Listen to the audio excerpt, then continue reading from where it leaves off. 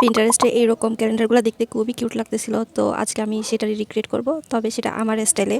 তো এখানে বক্স বানানোর জন্য আমি এইরকম একটা একটা না দুইটা কাগজ কেটে নিয়েছি, কারণ আমি দুইটা বক্স বানাবো। আর এটা কিভাবে করেছি তোমরা ভিডিওটা পজ করে একটু ভালোভাবে খেয়াল করলে বুঝতে পারবা। আর এটা বানানোর জন্য আমি কোনো ভিডিও দেখিনি, জাস্ট পিকচার দেখে আইডিয়া করে বানিয়েছি। আই গেস তোমরাও পারবা। তো এখন এগুলোকে আমি একটু ফোল্ড করে রাখতেছি যাতে গ্লো লাগাইতে আমার খুব সুবিধা হয়। আর এখানে আমি ফেভিকলের এসএইচ গ্লুটা ইউজ করতেছি, এটা পেপার ক্রাফটের জন্য খুবই দারুণ। তো আমি এখানে ফার্স্ট এন্ড লাস্টে পার্ট দুইটাকে গ্লু দিয়ে আটকে দিয়েছি, দেন এরকম একটা বক্সের মতো শেপ আসতেছে। তো এখানে উপরের আর নিচের দুইটা পার্ট গ্লু দিয়ে আটকে দিলেই এখানে বক্সটা একদম কমপ্লিট হয়ে যাবে। আর এটা একটু স্লোলি করতে হবে যাতে বক্সটার শেপটা একটু সুন্দর আসে। তো এই তো আমার গ্লু লাগানো শেষ, এখন এই পার্টটাকে ভিতরে ইনসার্ট করে খুব ভালোভাবে সুন্দর করে সেট করতে হবে।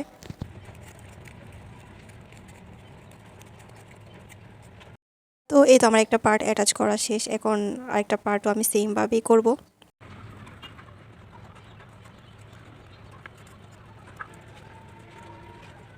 তো এই তো সেম প্রসেসে আমি এখানে আরও একটা বক্স বানিয়ে নিয়েছি। এই বক্সগুলোর ভিতরে আমি নাম্বার লিখবো, তো নাম্বারগুলোকে হাইলাইট করার জন্য আমি এইখানে একটু ডেকোরেট করব। আর ডেকোরেট করার জন্য আমি এরকম একটা স্কোয়ার শেপের কাগজ নিয়েছি, এটাকে 4 ভাঁজে ফোল্ড করে তারপর এইভাবে একটু ড্র করে নিব। এখন সেটাকে আমি কেচি দিয়ে কেটে নিলেই খুব সুন্দর একটা লুক চলে আসবে।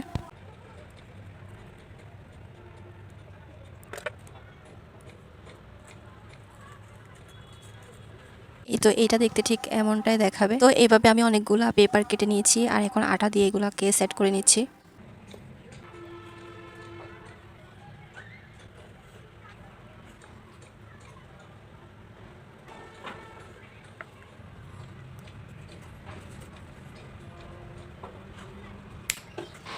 তো সেম ভাবে দুইটা বক্সে আমি পেপারগুলোকে অ্যাটাচ করে নিয়েছি, এখন দেখতে বেটার লাগছে আই থিঙ্ক। তো এখানে এখন আমি 0 থেকে 8 পর্যন্ত নাম্বারগুলোকে লিখে নিব। আর এখানে একটা বক্সে 0 1 2 3 4 5 পর্যন্ত লিখবো, এবং অন্য বক্সে 0 1 2 6 7 8 লিখবো। আর হ্যাঁ, এখানে কিন্তু 9 লেখার প্রয়োজন নেই, কারণ 6 কে উল্টাই দিলে কিন্তু এটা 9 এর মতো হয়ে যায় দেখতে। তো এখন আমার এই যে ওয়াল হ্যাঙ্গিংটাকে একটু হাইলাইট করার জন্য বা বিউটিফুল করার জন্য আমি এরকম একটা কাগজে একটা মসজিদ এঁকে নিব, তারপর সেটাকে সাইজ অনুযায়ী এবং শেপ অনুযায়ী কেটে নিব। আর হ্যাঁ, এখানে কিন্তু পুরো কাগজটাতে ড্রয়িং করার দরকার নাই, জাস্ট একটা পাশ ড্রয়িং করে ওইটা অনুযায়ী কেটে নিলেই কিন্তু সেম ভাবে অপর পাশটাও হয়ে যাবে। আর এটা কিন্তু একটু সুন্দরভাবে কাটতে হবে যাতে এবড়ো থেবড়ো না হয়, তাহলে জিনিসটা দেখতে কিন্তু খুব বাজে লাগবে।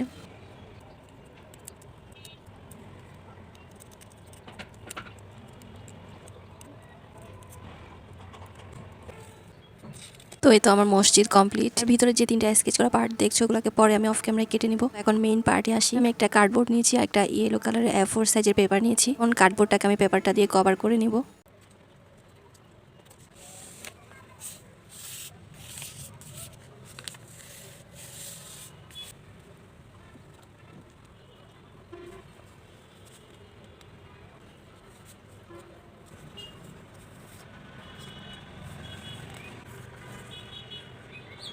তো এই তো এটা তো রেডি হয়ে গেল। এখন ওই যে আগে থেকে বানিয়ে রাখা মসজিদটা, এটার উপর আমি গ্লো দিয়ে অ্যাটাচ করে নেব। তবে তার আগে মসজিদের যে গম্বুজগুলো আছে ওইগুলোকে আমি একটু গ্রিন কালার দিয়ে হাইলাইট করছি, কারণ এখানে পুরোটাই দেখতে একই রকমের হয়ে যাচ্ছে, তো এটা দেখতে কেমন জানি লাগতেছিল। আর তোমাদের যদি কালার না থাকে তাহলে কালারিং পেপারও ইউজ করতে পারো।